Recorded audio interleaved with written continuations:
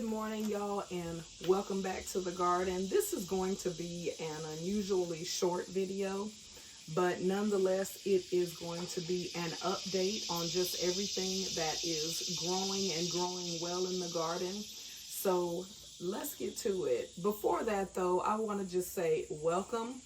I am currently, this is my micro homestead or my mini homestead. I have several gardens as well as balcony quail. So if you're new here, welcome. Thank you for the new subscribers and thank you for the OG subscribers. Hey, y'all was here when I was trying to figure out like what this channel was gonna be, like what my direction was gonna go, and the garden was just it because that is my passion. So anyway, without further ado, let's go check out the progress from the last time you saw me in the garden. So I just want to point this little plant out here. My grandmother passed away, and this was one of her plants in a pot, and I took it all the way from Texas. So it flew on an airplane, and it's doing good, and that's this plant. This is a sucker that was on the Meyer lemon tree, and I went ahead and cut it, and I'm going to root it and see what we get. All right, so the first thing I want to talk about is the upper garden or the balcony garden. I want to show you the plants that are growing over here. Okay.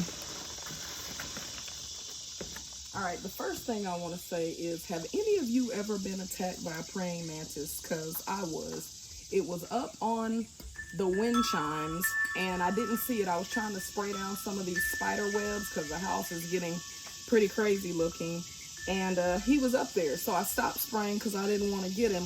I forgot about him honestly, but when I walked under the wind chimes to come over here, he attacked me. He like hit my neck, so I had to get him. I turned that water hose up and I knocked him off. I don't think I killed him, but I definitely sent a message. But anyway, that's not what you're here for. All right. This plant, when I bought it, they did not know what it was. I think it is some type of orange just based on the shape of the fruit. Some type of orange mix or something of that nature.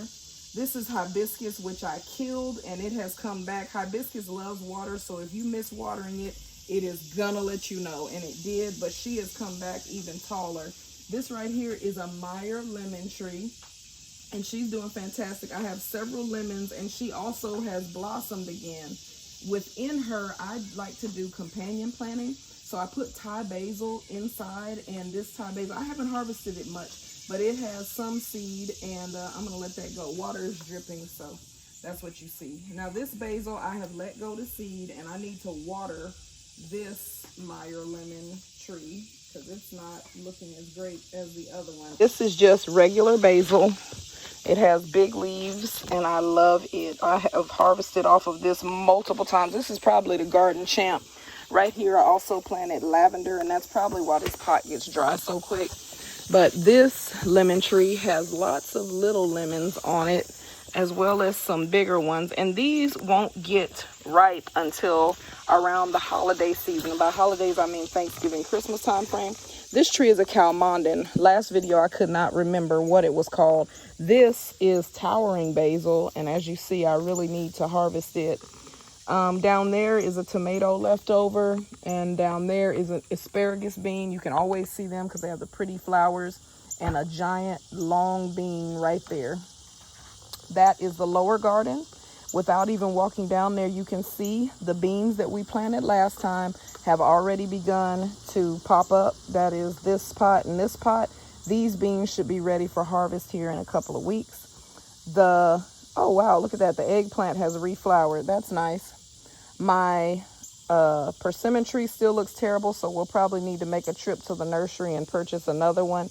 And the guava has grown since all of its fruit dropped.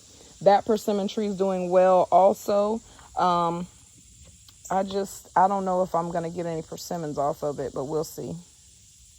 This perspective, the lower garden is around there and over in the corner. We're not going to go over there because everything has pretty much dried over there, and I only have like a few corn cobs to harvest. Hey, finally, you can see the beans are finally coming in for me. I told you last time I had been harvesting beans, but I come out here and harvest them and never have the camera.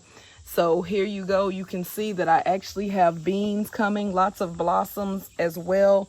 This one has some beans, but I'm getting ready to pull these remaining plants and probably just put in more strawberries, because the strawberries that I bought and planted, that was several videos ago, they didn't make it. But I see that strawberries have come back, and so I'm going to just plant this full of strawberries. This bed is still empty. For some reason, this squash plant died, and that was sad because I hand fertilized those blossoms, but the top is still growing. Oh, and look, my squash dropped. I think I was just watering it too much, but that's okay. I won't make that mistake again. I am learning with this squash. I have only grown one pumpkin in previous years, and so zucchini did well in previous years, but these different types of squash, this is my first year learning, and it is trial and error. I was speaking to a good friend who watches my channel faithfully. Hey girl, hey T. And she was just talking about, you know, how it's just a learning process, and it is. I have to even remind myself that, because it gets frustrating when things aren't working. Okay, so this is just, see, this one I left out here too long. It's starting to rot.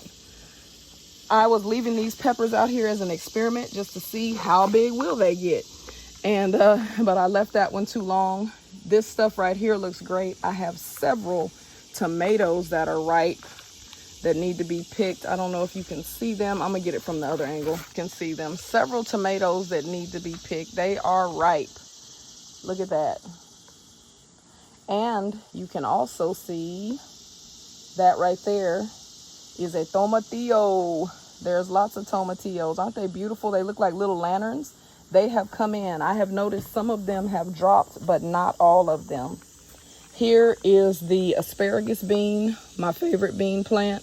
It has one asparagus bean hanging back there. Let's see if you can spot it without me pointing it. Can you see it dangling and kind of moving in the wind? I planted over here, and guess what? We have carrots or onions popping up. I don't know what the seedling is yet. I planted a bunch of kale here. You saw that last time. It hasn't popped up. And back there, we also did some planting. And honestly, right now, I can't remember what I planted. So, like I said, this is a super quick video, but I just wanted to give you a quick update before the fall garden gets in full swing. And I wanted to make sure I had a video coming out because I'm going to be doing some travel for ministry this week. So, thank you. Oh, I have to show you the quail. Hang on, I'll show you the quail. But thank you for stopping by. The Lord bless and keep you and make his face shine upon you. Until next time, y'all.